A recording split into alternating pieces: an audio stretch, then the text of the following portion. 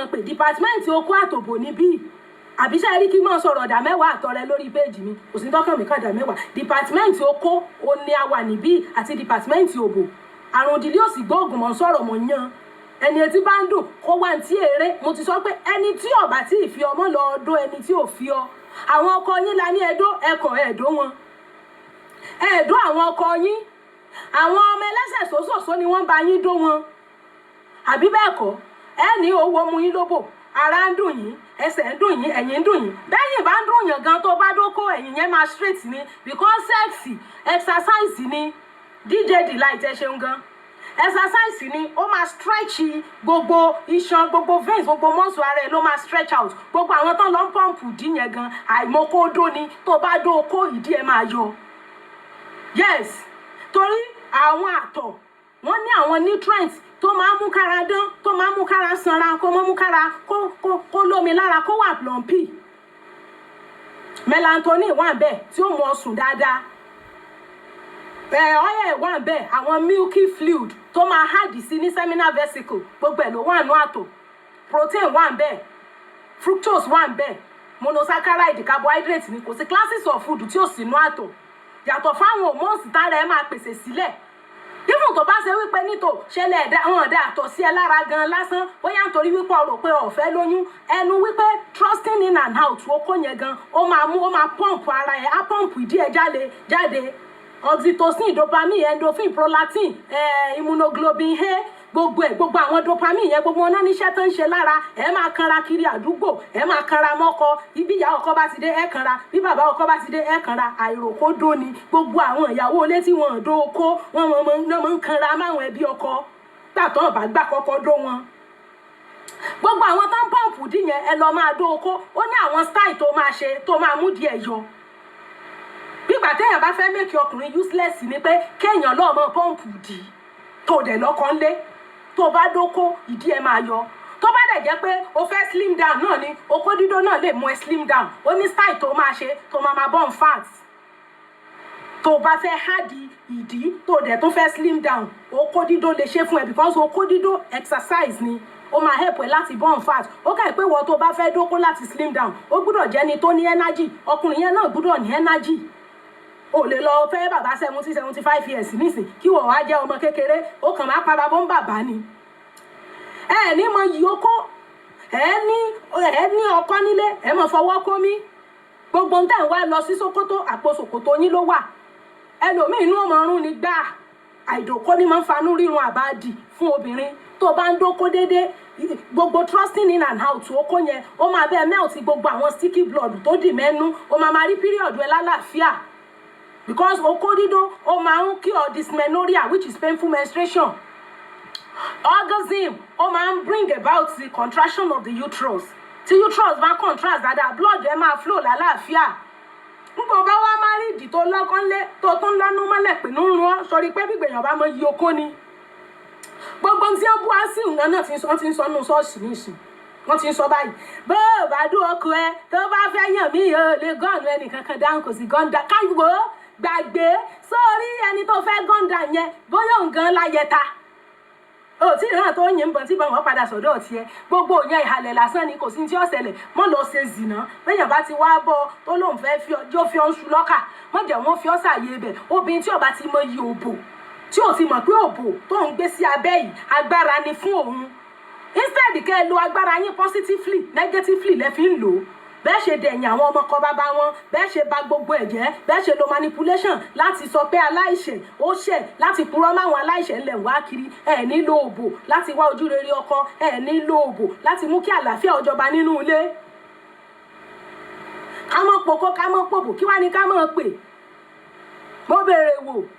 gbogbo àwọn okó tó ti kú lónìí kì í ṣe erectile dysfunction ló pa àwọn okó yẹn àwọn obìnrin míì náà pa okó ọkọ wọn àwọn náà sọ kọdẹ tí ò lè ṣe mọ́ òní ẹgbẹjọkọ tí irọ́ ni okó ni ọjọ́ okó sí láì ṣe pé bóyá kínní gan tọ́lọ́run bá fún ọkùnrin ní okó tọkùnrin bá ní okó gidi lọ́wọ́ Ọlọ́run ló ń ṣọmọ secondary lọ́mọ Ọlọ́run ló ń ṣọmọ náà op ẹ ṣeun Ọlọ́run ló ń ṣe ọmọ bẹ́ẹ̀ bá fẹ́ bímọ náà kì í ṣe pé ìdòrò ayé ni sóyún ẹ̀mí mímọ́ wà mọ́ kò sóyún ẹ̀mí mímọ́ mọ́ so ẹjọ́ ń torí Ọlọ́run gbogbo ẹni tó bá ti ní ọkọ kó gbádùn oko tètè mọ̀ pé ó ní pásítọ̀ Mrs kan tán ní ẹ̀yin tẹ́ ti márì ẹ máa dọ́ra yín o tó bá yá jẹnẹrétọ̀ ò ní ṣiṣẹ́ dáadáa mọ́ kò ní ṣiṣẹ́ dáadáa mọ́ fóbò ti ẹni relationship oko àti òbò bí relationship ìyá àtọmọ ni tí ìyá bá bí ọmọ bruce ẹ ṣe gan tí ìyá bá bí ọmọ ìyá ni ọmọ tọ́jú ọmọ tí ọmọ fọmọ lọ́mú tí ọmọ gbọ́mọ pọ̀n tí ọmọ ṣe tí ọmọ mọ̀ tó bá ti di wípé ọmọ bá ti dàgbà ọmọ ni ó padà tọ́jú ìyá ìgbà tí wọ́n ṣẹ̀ṣẹ̀ fi ọtọ́ ọjọ́ ìyàwó àṣẹ̀ṣẹ̀ gbé òbó ẹ̀ máa ṣáàkì okó yẹn dáadáa tó bá ti di pé ẹ ti jọ ń wà 10 15 20 years tó kó ti mọ regular customer òbò tó ti dá òbò mọ̀ tó ti jọ mọ́ra ìwọ lókù tó ọmọ ṣe pẹ́pẹ́ fúrú okó I'm telling you kò sí nǹkan náà láyé law of diminishing return máa ń ṣẹlẹ̀ sí gbogbo nǹkan tó bá ti yá bó ṣe ń ṣáàkì ẹ tẹ́lẹ̀ kò ní bó ẹ ṣe ń ṣáàkì okó yẹn tẹ́lẹ̀ kò ní ṣáàkì ẹ bẹ́ẹ̀ mọ́ ìwọ ló máa wá bó ṣe máa strategize bó ṣe mọ fi sẹ́nu tó mọ mú tí ó lè mọ lé mọ́ lọ́wọ́ dáadáa ṣùgbọ́n ló wá fíù pé èébú kan ló máa bú okó máa sáwọlé ni o tó ò bá sì ti rí tí ìbálòpọ̀ inú ilé ọ̀bá ti ṣe bí ẹ ń fẹ́ dánmọ́rán bá náà tààrà inú ilé òun orí ọ̀fẹ́ Jésù nìkan ló lè gbé dúró bẹ́ẹ̀ ni nínú gbogbo tí ń gbélé dúró okó àtòbò number 1 owó number 2 ni bó ti jẹ́nu dìpátímẹ́ǹtì okó àtòbò láwa yìí ẹni tí ò bá fẹ́ gbọ́ kọ́mọ wulẹ̀ wà bí yìí gbogbo ṣọ́ọ̀ṣì tí ń bú wa gbogbo wọn náà ni wọ́n ti ń sọ̀rọ̀ okó àtòbò ní ìsìn pásítọ̀ wọn ni wọ́n jìyà òbò jù nínú ìrìn àjò ayé ẹlòmíì lè ka yé ẹ̀mẹ́ tó ti dóyàwó ẹ̀ níṣẹ́ January tàdé April yìí wọ́n sì jọ ń gbé ni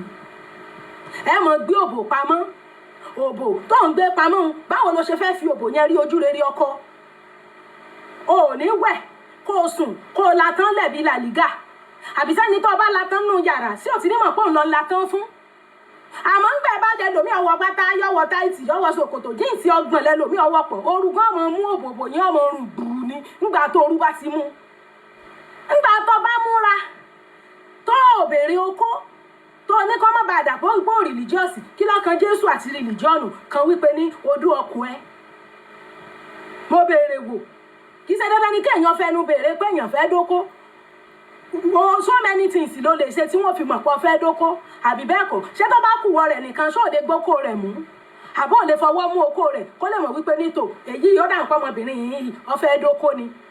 ẹ mọ̀ ṣe gbogbo yẹn ní ṣe ẹ máa ṣe bí ẹ máa ní àmọ́ sọ̀rọ̀ okó àtòbò là ń sọ bí torí tí ń gbé lérò tí ń da lérú nù ẹ dó ara yín ẹ mú okó àti òbò kẹ́ fi ya ọjọ́ ìsinmi mọ́ mo ṣe fídíò yẹn láàrin ọ̀sẹ̀ yìí rántí ọjọ́ ìsinmi láti yà sinmi mọ́ obìnrin mi báyìí ní ìsìn ó ti mọ̀ pọ́kọ́ òun ní ó wà sùn jọ Sunday òní yọ kọ̀ọ̀kan bá jànà tí ó fún lásọ tẹ́tẹ́tẹ́tẹ́tẹ́tẹ́tẹ́ lọ́rùn báyìí láì ṣe pógun láyé obìnrin tó bá ti kanra jù òbò rẹ̀ gan ò ní lè kó òbò rẹ̀ máa pa okó ni òbò rẹ̀ máa pa okó ọkọ ni obìnrin tí ó bá burú ń lòbò wọn máa lè kó bó ti jẹ́nu ẹ yé sọ fún àwọn ọkọ yín pé ẹnìkan ń ṣaṣẹ́wó aṣẹ́wó nìwọ náà lójú ọkọ yẹn bẹ́ẹ̀ ni gbogbo ìyàwó ilé ńlá aṣẹ́wó ọkọ wọn so ọmọ tó pè láṣẹ́wó nísìn àníyàn tí wọ́n fi sọ fún un kọ́kọ́ ẹ lè máa sá fún un kọ́ ọmọ bú ni ìwọ sì rèé wọ́n ti dún ọkàn nísìn ó ti josù mẹ́fà lọ ó wá sọ pé nìkan òbò tiẹ̀ easy ni ó ti ṣèpolówó ọ̀fẹ́ ó ti ṣèpolówó tán sanwó fún wọ́n ní it is part of what ruin my marriage yóò rún rẹ̀ náà ni ó ti ṣèpolówó ṣé ẹ̀rọ ọkọ àtìyàwó tí wọ́n bá máa ń ríra wọn dó ẹ̀ lè ráàrin wọn ẹ lọ béèrè ẹ̀ lè ráàrin wọn ẹ̀já díẹ̀ ẹ̀jà ṣùẹ̀ṣùẹ̀ ni wọ́n máa jà I'm telling you lè máa jà kan bá because dídó yẹn á ti wọnú ara wọn tó jẹ́ pé wọ́n lè jà túká sọ́dọ̀ tó ní àmọ́dóra wa kọ̀ mọ́ tí ń ṣe àbí ṣé gbogbo ìgbà tá a wà nílé bàbá wa irú àbáyé ní ìsìn tá a ti dé peak of academics gbogbo kàrí àwa láti ẹfẹ́ àchífù ká tó ń gbogbo ìgbà wà nílé bàbá kí ni wọ́n fẹ́ fún alẹ́ ọkọ tá a rí tá a jẹ́ pé ló ń jẹ́ ìwó là jẹ́ nílé bàbá wa ṣe ń bó kó náà ní okó lálọ́ ọdún ní ọkọ wa tá a dò tá a bí mọ́ bẹ́ẹ̀ á tún mọ́ ọdẹ lọ ọmọ mi mo jòkó tì okó náà jòkó tì gbogbo ọmọ bá sorí ire tán kí ló dé tán kúrò lọ́dọ̀ bàbá kí lé tán kúrò lọ́dọ̀ bàbá tọkùnrin bá lóko gidi lọ́wọ́ àbí òye yín nìsín tó ní okó náà lẹ́ẹ̀dọ̀ tẹ́ fi bímọ bẹ́ẹ̀ bá bí gbogbo ọmọ tán tọ́mọ bá soríire kí lé tán kò kúrò lọ́dọ̀ bàbá ọmọ mi mo jòkó tí ó yẹ kọ́ ọmọ fún un kó máa lọ ṣé yóò lọ kò ní lọ yóò jókòó bẹ́ẹ̀ ni okó la jòkó tí ìwọ̀n àmọ́ bá ń ṣe sọ ni èmi mo bá ń sọ yìí okó ni bó ti jẹ́nu gbogbo gbogbo ẹni tí bá ń dùn kọ́ wá bí ó ṣe gba ọ̀dọ̀ dókítà lọ. Oko dídó yìí máa ń dènà àrùn. Ó máa ń produce the IgA, hemoglobin A, tó máa help immune system ara láti fight àrùn. Ó máa ń jẹ́ kéèyàn sùn tóró máa release prolactin, is a relaxation hormone. Ó máa ń jẹ́ kí inú èèyàn dùn because of release of dopamine, which is feel good hormone. Ó máa ń create bonding because of oxytocin, which is bonding hormone. Gbogbo àwọn hormones yẹn ló wà ńbẹ̀ ní ṣe. Ẹlòmíì á rò pé tóun bá ti ń dó ọkọ òun ti ń ṣọkọ lóore, ọkọ gan ní ń ṣe ọ́ lóore. Sórí kì í sọkùnrin ló ń lo obìnrin, àwa obìnrin là ń lo àwọn ọkùnrin. Jẹ́ ǹjọ́ ọ̀tán sórí okó kò ní ìdí kókó kó rí obìnrin, kò ní ìdí kó fọwọ́ kan ọkùnrin kókó ẹ̀ tó le. As a matter of fact, every healthy man wakes up with a full erection. Láìrò obìnrin wọ́n jí pẹ̀lú erection ni. So o fọwọ́ kan, o fọwọ́ kan, okó máa le naturally. So orí obìnrin wọ́n ní láti tẹ̀ ẹ́ lára kán massage ọ because the man's nature is spontaneous. Ọkùnrin wà spontaneous. Obìnrin ló máa ń wà responsive. Obìnrin máa ń respond ni. Is it that you respond to touch, you respond to memory, you respond to love or affection tó ní látara ẹnìkan. Torí ẹ̀ tí ọkùnrin bá ń hùwà burúkú sóbìnrin, ara obìnrin yẹn ò ní dìde sí ọkùnrin yẹn.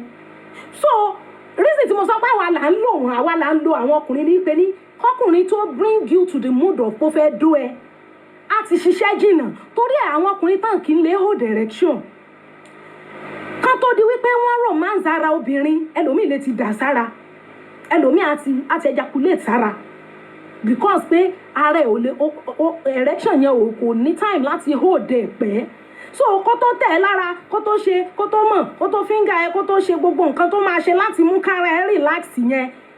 Ìwọ náà ń lo ọkùnrin yẹn ni yóò ti níye time tí ó ti ṣe gbogbo all those things yàtọ̀ fọkùnrin tí ò bá wà healthy.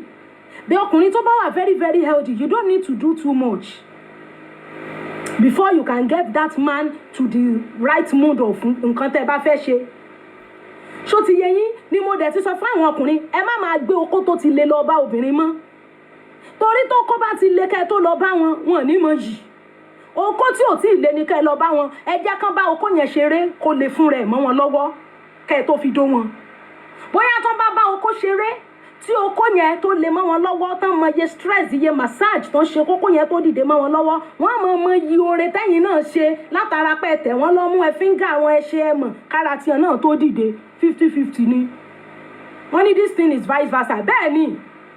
ẹ má mọ gbókó tó ti lé already. Gẹ́gẹ́ bá ti gbókó tó ti lé already lọ bóbìnrin yóò mọ yín mú sí ni pé rí gbọ̀ǹjàre yóò tún mọ fi ń sakọ lórí okó yín tó ti lé. Ẹ gbókó tó ti rọ̀ lọ bá kó bá okó yẹn ṣeré kó sọ́ọ̀kì ẹ̀ kó ṣe kó tẹ everywhere tẹ èbù kára yín tó le.